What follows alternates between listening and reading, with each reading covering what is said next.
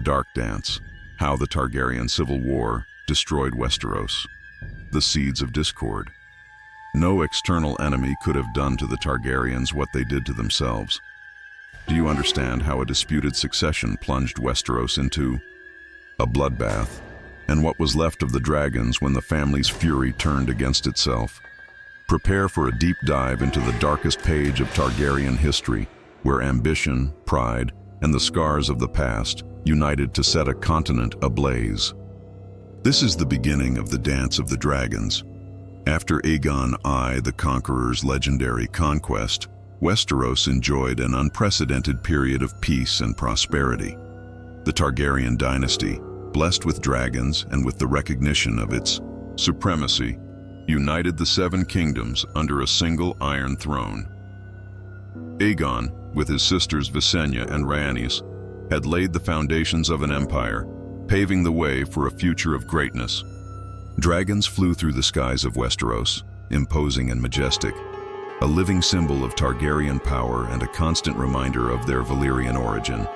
Magic seemed palpable in the air, and the realm grew under the shadow of colossal wings. But even the strongest of thrones can be corroded from within. Peace, however unshakable it seemed, was a fragile peace, sustained by draconian supremacy. The seeds of discord are often planted in opulence and complacency, not in adversity. And for House Targaryen, these seeds were sown not by an external enemy, but by a matter of succession, of right and of gender. A seed planted by the very kindness and indecision of a well-intentioned king. The king in question was Viserys the Targaryen, the grandfather of Aegon III, and the father of Princess Rhaenyra and Prince Aegon II. Viserys was a kind and generous man, known for his pleasant nature and his unwillingness to offend. He was a lover of feasts, songs, and jousting spectacles, more concerned with the joy of the court than with the complexities of politics. His reign was marked by apparent prosperity, a golden age where the wounds of the conquest had already healed and life seemed an endless banquet. He was a man who desired the happiness of everyone around him, a noble wish, but one that made him blind to the storms brewing in the depths of his own court. Viserys' first wife was Aemma Arryn, his cousin, a delicate and beloved woman. From their union, Princess Rhaenyra was born. For many years, Rhaenyra was the king's only living child. Viserys loved his daughter deeply and treated her with affection and attention. When Queen Aemma died in childbirth, along with the prince they were expecting, Viserys was desolate. The tragedy forced him to make a crucial decision for the succession. There were no direct male heirs of Viserys at that moment. His younger brother, Daemon Targaryen, was an obvious candidate, but his impulsive nature, his defiant behavior, and his inclination to break rules made him an unpopular choice for many lords. Daemon was a brilliant warrior, a fearless dragon rider, who rode Caraxes and a man of great charisma. But his reputation for being unpredictable and dangerous made many see him as a threat to the realm.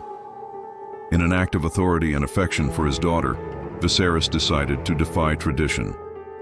He named Princess Rhaenyra as his official heir, the Princess of Dragonstone, and demanded that all the lords of Westeros swear allegiance to her. It was not a decision taken lightly. It was a decision Viserys believed to be just, a tribute to his love for his daughter and a recognition of her qualities. Thousands of lords knelt and swore, their voices echoing the promise. But oaths are sometimes made with the tongue, but not with the heart.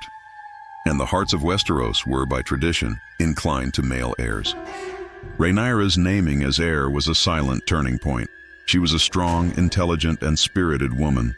Rider of Syrax, Rhaenyra had the blood of the dragon in her veins and the conviction of her right to the throne.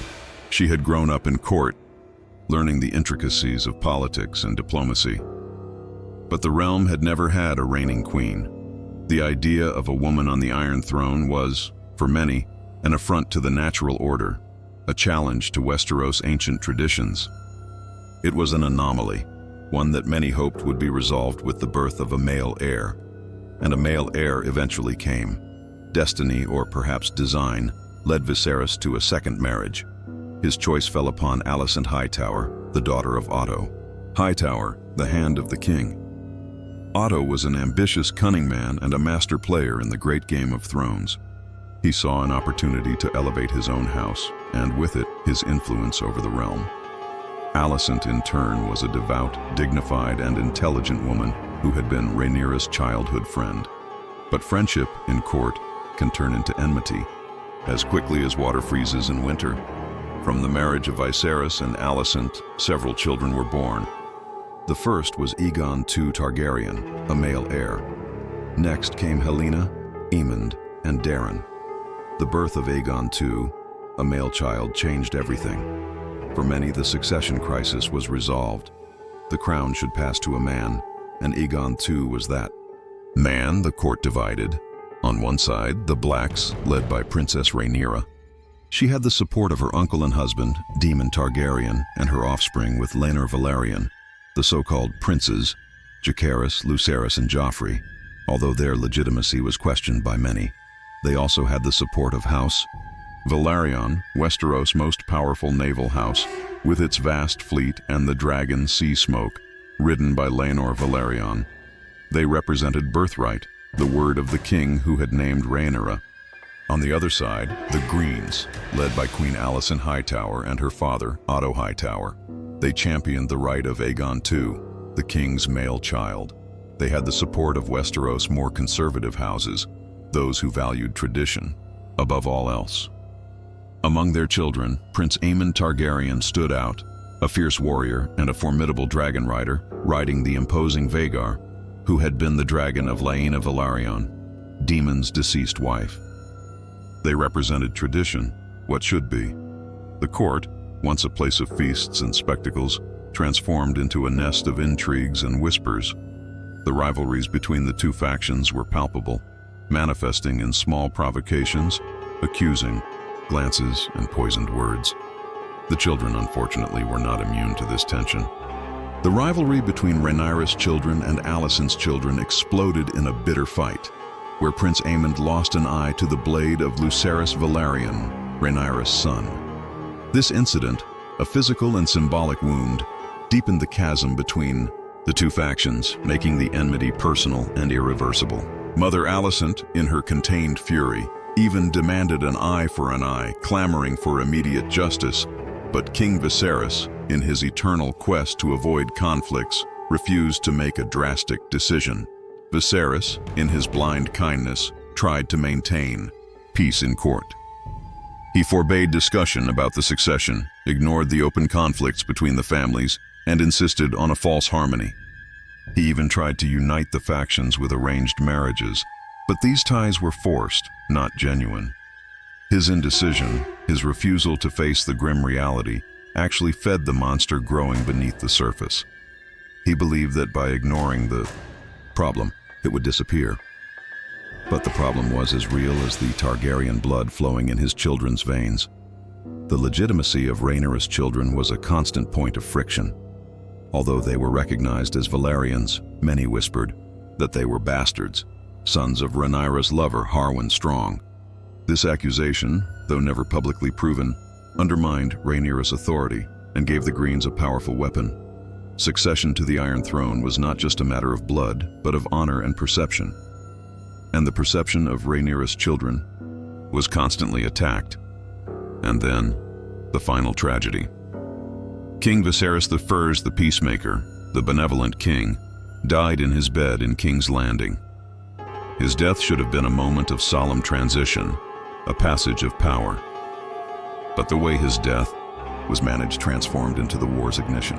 Grand Maester Mellos and Queen Alicent Hightower conspired to keep the king's death a secret for several days. The reason for this was simple, but devastating.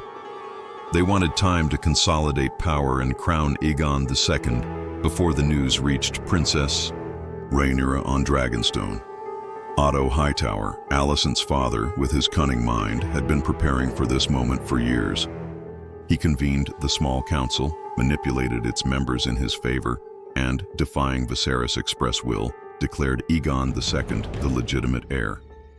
Aegon II's coronation was rushed and orchestrated to appear a legitimate and necessary action. He was crowned in the Red Keep, before a small group of lords and court. members who were already aligned with the Greens. The message was clear. The new king was on the Iron Throne, and tradition had been restored. News of Viserys' death and Aegon II's coronation finally reached Princess Rhaenyra on Dragonstone.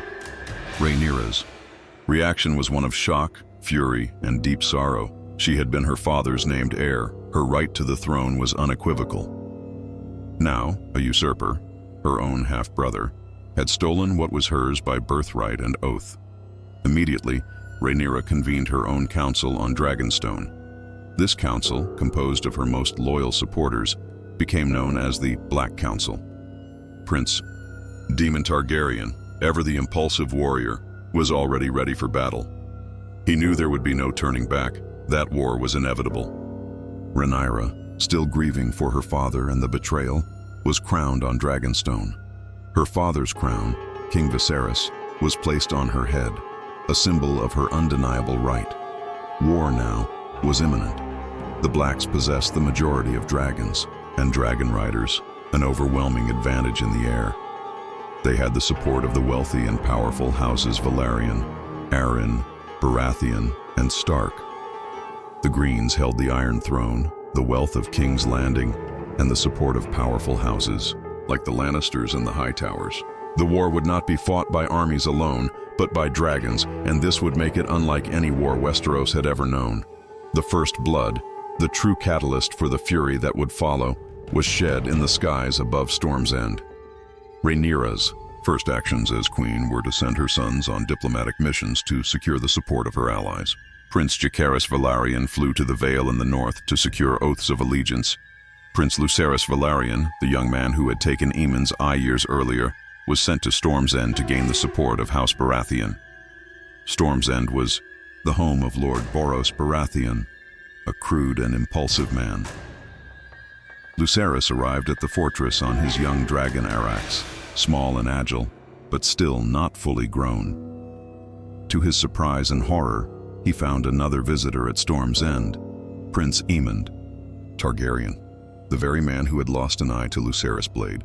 Aemond had arrived first, riding Vhagar, a colossal and terrifying dragon. The atmosphere at Storm's End was thick with tension. Aemond demanded an eye from Lucerys as payment for his own lost eye, a demand Boros Baratheon could not grant. Aemond, with his cruel smile and his single eye gleaming with the desire for revenge, mocked Lucerys, calling him strong, a clear allusion to his questionable legitimacy. Lucerys, containing his fury, refused to fight. His mission was diplomatic, not one of war. Lucerys completed his mission with Lord Boros and departed Storm's End in the darkness of the night. But Aemond's vengeance was insatiable. Against the advice of his guards, Aemond mounted Vhagar and took off into the darkness, determined to pursue Lucerys. Vhagar, a colossal and ancient dragon, was far more powerful than the young and inexperienced Arax. The battle in the sky was brief and brutal. Lucerys tried to flee, maneuvering Arax skillfully, but Vhagar was too large, too fast, and far more experienced. Amidst a furious storm, Vhagar caught Arax. Vhagar's roar echoed through the skies. The fury of the ancient dragon was unstoppable. What happened next was seen only by flashes of lightning between the dark clouds. Vhagar, in a savage attack, tore Arax in half. Lucerys Velaryon, the young prince who had barely begun to live, fell from his dragon to his death in the stormy sea, his body and Arax lost forever in the dark waves. The death of Prince Lucerys Velaryon was more than the death of a son. It was the breaking of an oath, the murder of an envoy. It was the first Targaryen dragon blood shed against Targaryen dragon in this war. It was the point of no return. News of Lucerys' death reached Queen Rhaenyra on Dragonstone like a bolt of lightning. Her grief was immense, her mourning unbearable. But this sorrow quickly transformed into an icy fury, a thirst for vengeance that would consume everyone. No external enemy could have done to the Targaryens what they did to themselves. With Lucerys' death, the dance of the dragons ceased to be a dispute over a throne. It became a war of blood, of revenge, of dragons against dragons, brother against brother, father against son. The dance had begun, and its music would be made of flames and screams. The Targaryen madness, which Aegon I tried to contain, was now unleashed, and the darkness promised by prophecy began to manifest in an unexpected way. Coming not from the north, but from within the very house of the dragon, the first blood had been shed. The desire for vengeance now surpassed any quest for a throne, and this vengeance would be swift, brutal, and executed with chilling coldness. In the next chapter, we will delve into the most shocking and bloody episode of the Dance of the Dragons, the retribution that would shake King's Landing and seal the war's fate. Prepare for the whispers of blood and cheese, the dance unleashed. The death of Prince Lucerys Velaryon in the stormy skies above Storm's End was not just an act of vengeance. It was the spark that ignited the gunpowder. The tragedy of the young prince, torn apart by Vhagar's fury and Aemon Targaryen's cruelty, resonated like thunder throughout Westeros. For Queen Rhaenyra, the news of her lost son was not merely unbearable grief. It was a betrayal that transcended politics, becoming a personal and irreparable wound. Her mourning transformed into a chilling fury, an icy rage that promised retribution as brutal as the loss she had suffered. The point of no return had been reached. The Dance of the Dragons had begun, not as a dispute over a throne, but as a war of blood, of vengeance, of family against family, on a scale Westeros had never before witnessed. Rhaenyra's grief was palpable on Dragonstone. Her posture had become more rigid, her gaze more distant. The Targaryen mother had lost her son, and with him, a great part of her compassion. Her heart hardened, and her mind fixed on a single objective: vengeance. It was Prince Daemon Targaryen, her uncle and husband, who felt this thirst for retribution with the most chilling intensity. Daemon, the rogue prince, the most dangerous and impulsive of the Targaryens, was not a man of passive mourning. He was a man of action, and his action would be terrible. When news of Lucerys' death arrived, Daemon shed no public tears. His grief was a cold, calculating thing. He had lost a nephew who was also his stepson, and vengeance would be the only response to this affront. It was he who whispered to Rhaenyra the words that would seal an innocent's fate: an eye for an eye, a son for a son. This phrase, more than a promise, was a sentence. And Daemon, with his vast network of contacts in King's Landing's underworld, knew exactly how to execute it. For years, Daemon had cultivated informants, thieves, and assassins in the capital. He knew the secrets of the dark streets, the forgotten alleys, the subterranean passages of the Red Keep. His brilliant and perverse mind conceived the plan. He chose two individuals for the task. One was a former butcher, a large and brutal man known only as Blood, with a reputation for violence and no scruples. The other was a rat catcher, a small, slender, and cunning man known as Cheese, whose familiarity with the castle's rat tunnels and secret passages was unmatched. These two would be the instruments of Targaryen vengeance. The night Blood and Cheese acted was a night of silent terror in King's Landing. Daemon's plan was precise and cruel. He wanted Aegon II and Alicent Hightower to feel the same pain, the same loss that Rhaenyra had felt. Cheese, with his supernatural ability to move through the castle's rat passages, guided Blood to Queen Helaena Targaryen's chambers, Aegon II's sister wife. Queen Helaena was a tragic figure, a dreamy woman with a strange connection to insects and a genuine love for her children. She was Aegon II's most beloved, though sometimes misunderstood, sister. On that fateful night, she was in her chambers with her children, Princes Jaehaerys and Maelor, and Princess Jaehaera.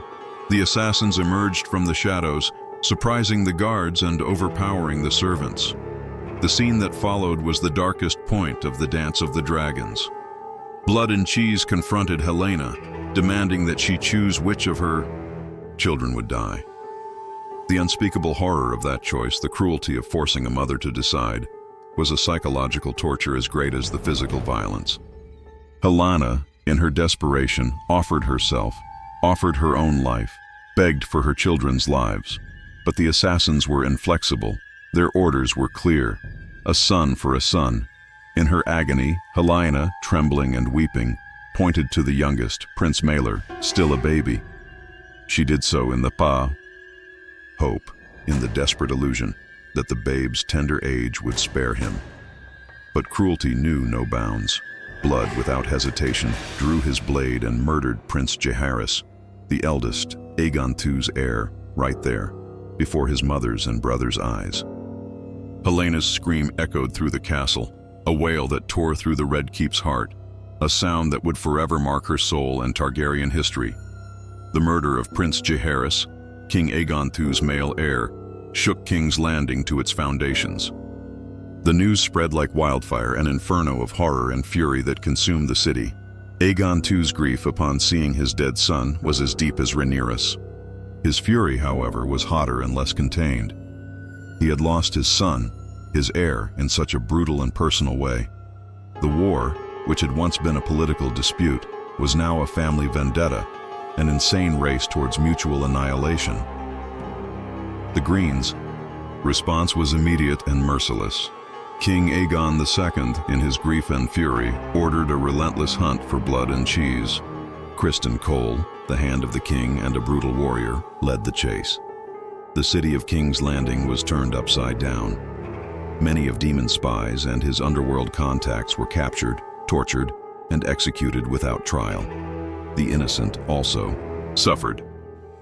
Anyone who seemed suspicious, anyone with a shadow of a connection to the Blacks, was dragged away and executed, often hung on the city walls as a warning. Fear hung over King's Landing like a miasma. Queen Helaena, the most tragic victim of Blood and Cheese, never recovered from the horror. She fell into a deep melancholy, her mind broken by the sight of her dead son. She spent her days in silence, her beauty obscured by grief and growing madness. Her suffering was a constant reminder of the Blacks' cruelty, and it served as a powerful tool in the Greens' propaganda. The war of words and images intensified. The Greens accused Rhaenyra of being a monster, a child killer, a cruel witch who had ordered the death of her innocent nephew. They painted her as an illegitimate usurper, whose ascension to the throne would bring only blood and darkness. The Blacks, in turn, demonized Aegon II and Aemond, calling them kinslayers and usurpers. They reminded everyone that Aemond had been the first to shed Targaryen blood by killing Lucerys. Truth became irrelevant. Only narratives of hatred mattered. The two factions mobilized their armies and their dragons. The Blacks, with their aerial advantage, launched attacks to gain control of the rivers and trade routes. They aimed to strangle King's Landing, cut off its supplies, and weaken Green Dominion. The Valyrians, with their unmatched fleet, blockaded the sea, preventing supplies and reinforcements from reaching the capital. The first major battle of the Dance of the Dragons to involve a large-scale naval confrontation was the Battle of the Gullet. It was a bloody and decisive conflict that marked the Blacks' naval superiority and the devastation that dragons could bring to a war at sea. The Gullet was the strait connecting Blackwater Bay with the Narrow Sea, a vital route for trade and resupply of King's Landing. The Greens tried to break the Valyrian naval blockade with an allied fleet, including ships from the Triarchy, a coalition of free cities that supported the Greens in exchange for promises of wealth.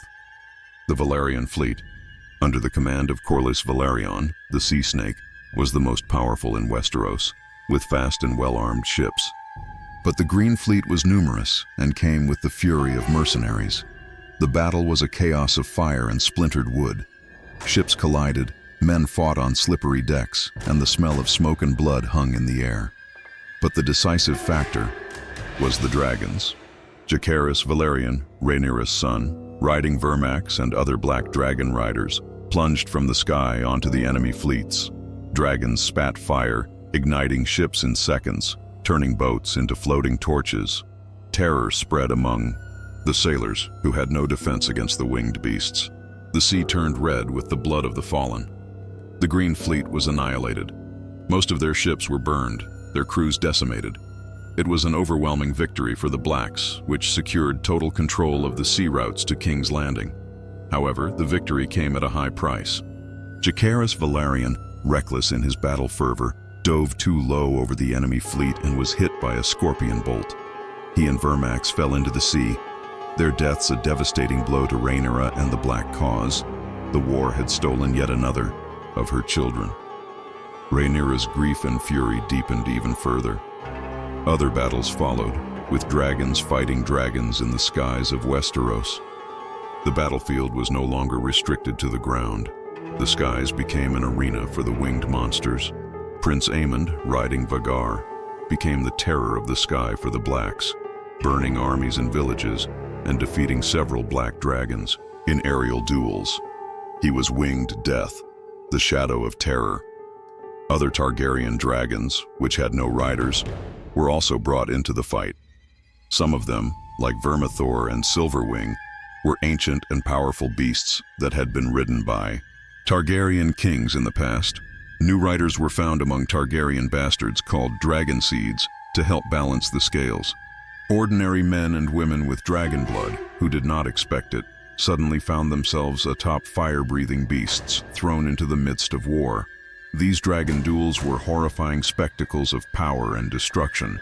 Two or more dragons collided in the skies, their claws, teeth, and fire becoming deadly weapons. The sky filled with smoke, dragon screams, and the smell of burning flesh. Each lost dragon was an irreparable blow to House Targaryen, for dragons were their greatest strength. But in the dance of the dragons, that strength was being consumed in a fratricidal fire. With the sea routes blockaded and the crownlands under constant attack, King's Landing began to suffer.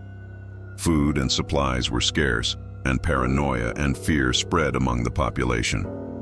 King Aegon II, already tormented by his son's death and battle wounds, proved to be an ineffective and increasingly cruel ruler. Criston Cole, his Hand of the King, ruled with an iron fist, executing and torturing those he suspected of black sympathies. The city was on the brink of chaos, and the loyalty of its citizens was waning. Rhaenyra, observing her brother's weakness, made the strategic decision to march on the capital. She would gather her forces, including her remaining dragons, and take the Iron Throne by force. News of her advance spread, and hope for some, and fear for others, filled the air of King's Landing. When the Black Army surrounded King's Landing, King Aegon II did not attempt to defend the city. He and his closest advisors, including Queen Alicent, hastily fled the capital, leaving it to its fate. Aegon II's flight was a devastating blow to green morale and to the population of King's Landing. They felt abandoned, betrayed by their own kings. The city was at the mercy of the invasion. Rhaenyra's entry into King's Landing was, at first, a triumph. She rode Syrax through the city streets, amidst what seemed to be a relieved population, and some applause. She took the Iron Throne, the seat of her father, her great-grandfather, her dynasty. For a brief moment, it seemed the dance of the dragons had ended, that Queen Rhaenyra had finally claimed her right. But Rhaenyra's reign in King's Landing would be short and turbulent, marked by paranoia, cruelty, and the loss of support from the people she swore to rule. Rhaenyra's triumph in King's Landing was, in fact, the beginning of her downfall. The Black Queen, who had come to liberate the city from the tyranny of the Greens, quickly became an even more formidable tyrant. The grief of her lost children, her brother's betrayal, and the constant tension of war had hardened her heart and clouded her judgment. Her paranoia was palpable. She saw enemies and traitors in every shadow. Immediately, she initiated a series of purges at court. Those who had served Aegon II, even if only out of obligation, were arrested, tortured, and executed without trial. Otto Hightower, the former Hand of the King, was among the first to meet his brutal end. The cruelty of these purges shocked the population of King's Landing, who had expected justice, not more bloodshed. The war had drained the realm's coffers. Rhaenyra, desperate for gold to finance her war, imposed new and heavy taxes on the population. Not only the lords and the wealthy, but also merchants and commoners were forced to pay. Every piece of gold was extracted with an iron fist, and those who could not pay were severely punished. This voracity for gold quickly alienated the people of King's Landing. The joy of her arrival turned into resentment, and relief turned into bitter discontent. They had traded one king for another, and the new king seemed even hungrier and crueler. Furthermore, the situation in King's Landing was chaotic. The streets were filled with war refugees. Hunger and disease spread. Law and order disintegrated, and criminals acted with impunity. The city's population, which had suffered under Aegon III's rule, now suffered even more under Rhaenyra's dominion, who seemed more concerned with securing her crown than with alleviating her people's suffering. She was a queen who had promised justice but delivered only more oppression. The people's faith in Rhaenyra was completely shattered. Inflammatory sermons, led by a common prophet known as the Shepherd, began to echo through the city's ghettos. The Shepherd preached against dragons, against Targaryen madness, against the tyranny of royalty. He incited the people to revolt against the fire-breathing beasts that brought only destruction. Tension in King's Landing increased daily, turning into an atmosphere of fear and anger. The point of no return for Rhaenyra's reign in King's Landing was the tragic and savage riot known as the storming of the Dragon Pit. It was an event of unspeakable horrors, where the people, driven to despair and incited by demagoguery, turned against the symbols of Targaryen power.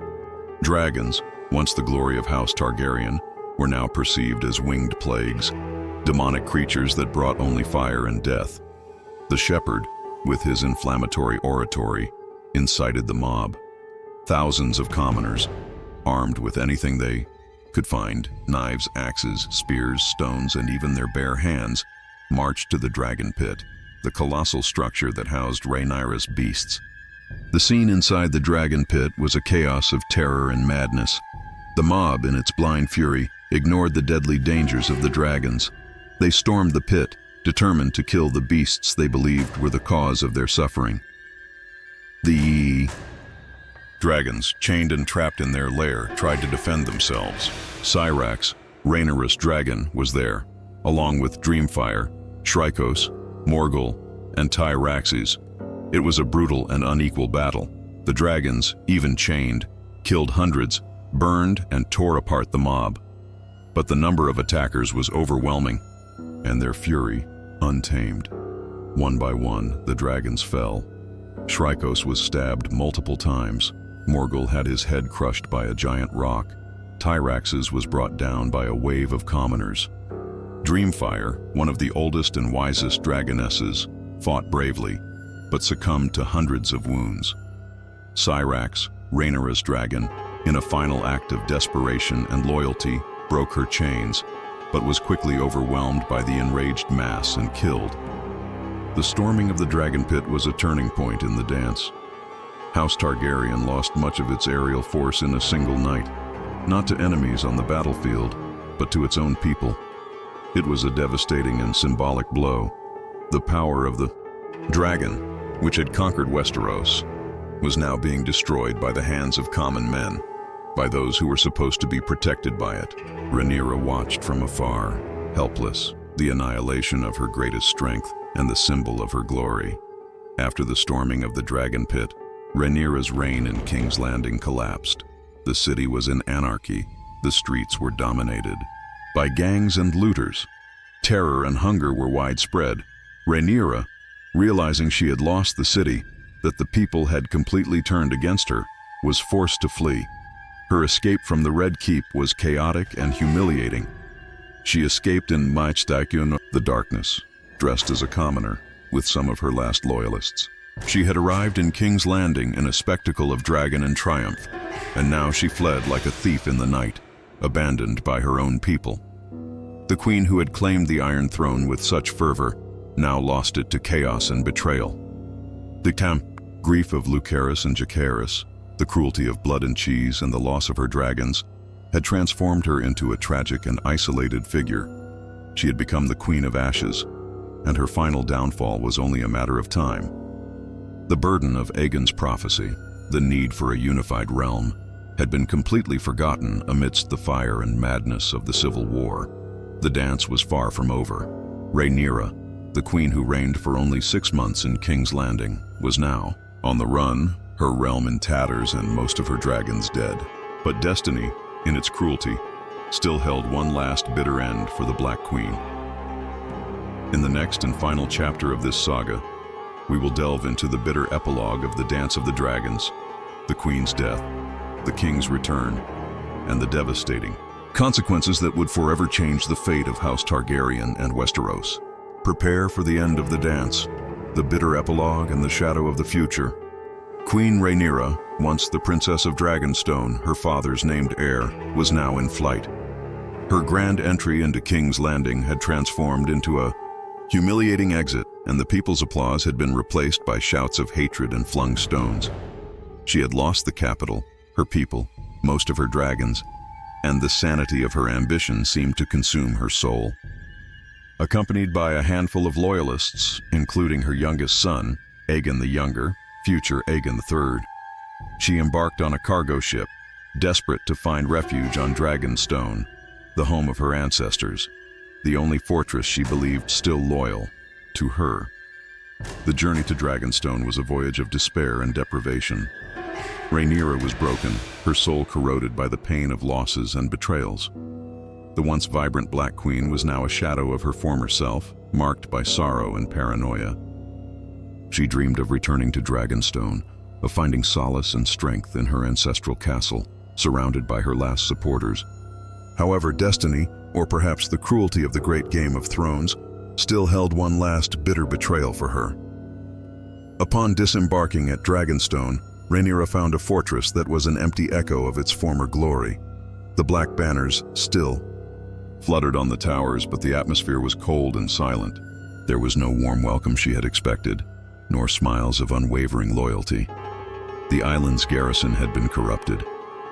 Lord Perkin, the Castellan, and Sir Alfred Broom, one of the knights accompanying her, had sold themselves to the Greens. They had planned Rhaenyra's capture to deliver her head to King Aegon II. The surprise was brutal. Rhaenyra and her small group were overwhelmed by Dragonstone soldiers. Sir Alfred Broom's face, whom she believed to be loyal, was marked by a cruel indifference as he pushed her towards what would be her end. There, in the courtyard of the fortress that was once her lineage's refuge, Princess Rhaenyra was handed over to her enemies. Her captor was none other than her own brother, King Aegon II, who had returned to Dragonstone to consolidate his dominion and, above all, to seek his final revenge. Aegon, however, was no longer the same man who had fled King's Landing. The war had disfigured him. He was severely wounded, his body burned in some of his dragon confrontations, his face marked by scars, his spirit corroded by pain and paranoia. He was a pathetic figure, a king in ruins, but he still carried a deep hatred for his sister. The reunion between brother and sister was a moment of silent horrors. Rhaenyra, maintaining her dignity to the very end, faced Aegon with eyes full of despair and understanding. There were no words, only the weight of a family tragedy that had consumed an entire realm. Aegon did not speak. He was broken, but vengeance still burned in his heart. Queen Rhaenyra's end was as brutal as the war she had waged. Aegon II did not just want her dead. He wanted her death to be a symbol, a spectacle of power and cruelty that would crush the hope of anyone who still supported the Blacks. His instrument of vengeance would be his own dragon, Sunfire. Sunfire, Aegon II's golden dragon, was a magnificent creature, but at that moment he was wounded and hungry. He had been severely injured in battles, and his body bore the scars of war. Aegon II, weak and limping, dragged himself to the ramp of the Red Keep, forcing Rhaenyra to watch him. The scene was a nightmare. Rhaenyra, the once proud queen, was chained, her iron crown now unnecessary. Aegon gave the order. Sunfire, with a hungry roar, approached. It was not a quick and merciful blast of fire. Sunfire, in his hunger and fury, began to devour Rhaenyra piece by piece, tearing her flesh, chewing her bones. It was a slow and agonizing death, a spectacle of horror that would forever stain Aegon II's reputation and the Targaryen legacy. Rhaenyra's final scream, the sound of her bones breaking, the smell of burning flesh, were the last chords of the Dance of the Dragons for the Black Queen. Her death was witnessed by her own son, young Prince Aegon, who had been brought to Dragonstone with her. The sight of his mother being devoured by a dragon, an act of unspeakable cruelty, would forever mark his soul and make him the future King Aegon III. the most melancholic Targaryen of his dynasty, known as the Dragonbane. The death of Rhaenyra Targaryen was not just the end of a life, it was the end of an era. She was the first woman to be named heir to the Iron Throne, the Princess of Dragonstone, and the Black Queen, who dared to defy tradition. Her story is a tale of ambition, right, betrayal, and tragedy. Her brutal death at the hands of her own brother, and by the mouth of a dragon, is a grim reminder of how civil war can consume everything, even one's own blood. Dragon had devoured dragon, and the house was weaker than ever. With Rhaenyra's death, the Black faction seemed defeated. King Aegon II, though terribly wounded and weakened, returned to King's Landing as the sole king on the Iron Throne. His re-entry into the capital, however, was not a grand triumph like that of Aegon I. The city was exhausted, hungry, and in ruins. The people were tired of war, tired of kings and dragons. There were no cheers, just a grim, resigned silence. Aegon II's reign after Rhaenyra's death was brief and marked by his own cruelty and paranoia. He became a bitter king, haunted by losses and pain. He ordered the execution of many of Rhaenyra's remaining loyalists, seeking a final purge of all his enemies. Criston Cole, his Hand of the King, continued to rule with an iron fist, executing and torturing, but he too was exhausted by the war. The city remained under the weight of hunger and oppression, and the promise of peace seemed distant. Despite Rhaenyra's death, the war did not end immediately. The Black forces in the north and the Riverlands, led by lords loyal to the oaths made to Rhaenyra, continued to fight. They were unaware of the Queen's death, or if they were, they refused to believe it. Small battles and skirmishes continued to plague the realm, keeping the wounds open and the people's suffering ongoing. The war was in its final phase, not with great armies clashing, but with widespread exhaustion. Resources were depleted, lords were losing their men and their children. The land was burned and the will to fight was fading. Westeros was bleeding, and the Dance of the Dragons had transformed a once prosperous realm into a field of ashes and despair. The end was near, but the way it would come would be yet another twist in Targaryen destiny. The end of the Dance of the Dragons did not come by an overwhelming victory from one side or the other, but by the arrival of a new force, a man of honor and duty from the north, Lord Cregan Stark of Winterfell. He had sworn allegiance to Princess Rhaenyra and, in response to his son Jacaerys' call, marched south with a large army of Northmen who had arrived too late to save the queen they had sworn to defend. Lord Cregan Stark's arrival in King's Landing became known as the Hour of the Wolf. He found a city in chaos, a frail and paranoid king, and a court divided by intrigues and fears. Cregan Stark was not a man of pleasantries. He was the Wolf of the North, a man of cold and swift justice. He had kept his oath to march to war, and now that he was there, he would demand an accounting. King Aegon II, in his paranoia and weakness, met his end before he could oppose Cregan. He was poisoned by his own counselors, exhausted by the war and desperate for an end. With Aegon II's death, there was no longer a green king on the Iron Throne. The way was open for Cregan Stark to impose his own version of justice. The Hour of the Wolf lasted little more than a day, but it was a period of brutal and decisive justice. Cregan Stark spared no one. He held a series of swift trials, condemning and executing those he considered traitors, conspirators, or who had unnecessarily prolonged the war, even some Greens. Lord Corlys Velaryon, the Sea Snake, one of Rhaenyra's greatest supporters and a powerful figure, was spared due to his influence and his desire for peace, but many others were not so fortunate. Ice's Edge, the great sword of House Stark, was wielded by Cregan, and many bodies were beheaded in the name of justice. With the Hour of the Wolf concluded and most of the conspirators punished, the task of rebuilding the realm and establishing a new king fell upon the survivors. The Dance of the Dragons had decimated House Targaryen. Most of the dragons were dead. Many members of the royal family had perished. The only remaining Targaryen heirs who could bring peace were young Prince Aegon, Rhaenyra and Daemon's son, and Princess Rhaenyra, Aegon II's and Helena's daughter. To heal the realm's wounds and unite the remaining factions, The marriage between Aegon and Rhaenyra was arranged. It was a marriage of political convenience, not of love, but essential for peace. Aegon the Younger, now known as Aegon III, was crowned king of the Seven Kingdoms.